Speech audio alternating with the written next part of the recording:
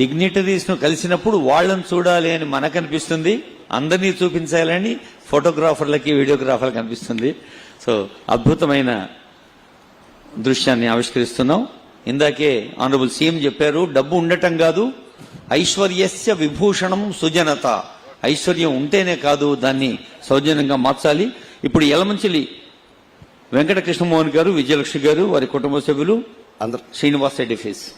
అందరికీ నమస్కారం అండి. యాక్చువల్గా అంటే సార్కి సమయం చాలా తక్కువ ఉండటం వల్ల రెండు ముక్కల్లో ముగించేస్తున్నాను.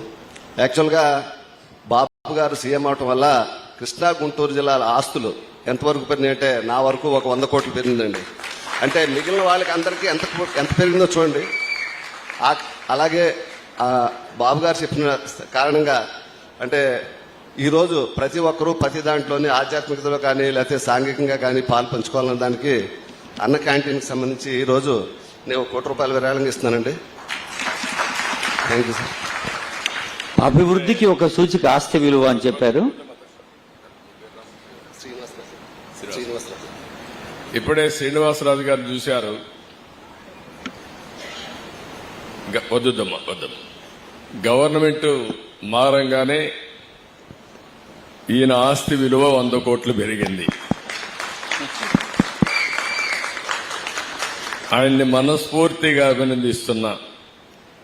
ఇసుక ఇప్పుడు ఇక్కడే మీరు చూస్తే హరే రామ మూవ్మెంట్ కోసం, ఈ టెంపుల్ కోసం 1 కోటి రూపాయలు డొనేట్ చేశారు. అంటే ఇక్కడ మనం గుర్తుపెట్టుకోవాల్సింది, రాష్ట్రంలో ఉండే ప్రజలందరూ గుర్తుపెట్టుకోవాలి, అభివృద్ధి చేస్తే సంపద పెరుగుతుంది. ఇంకా నేను అభివృద్ధి ప్రారంభించలేదు, కానీ అభివృద్ధి చేస్తాననే నమ్మకం. రాగానే ఇక్కడ భూముల విలువ పెరిగాయి. ఇక్కడే కాదు, రాష్ట్రం అంతా భూముల విలువ పెరిగాయి. కొంతమంది ఆలోచిస్తున్నారు భూముల విలువ పెరిగితే నాకేం వస్తుందని. భూముల విలువ పెరిగితే అక్కడొచ్చే ఆదాయంతో అభివృద్ధి చేస్తారు. అక్కడి నుంచి అభివృద్ధి చేస్తే సంపద సృష్టించబడుతుంది. ఆ సంపద నుంచి ప్రభుత్వానికి ఆదాయం వస్తే ఆ డబ్బులతో పేదరిక నిర్మూలన జరుగుతుంది. ఈ విషయం మనందరం గుర్తుపెట్టుకోవాల్సిన అవసరం ఉంది.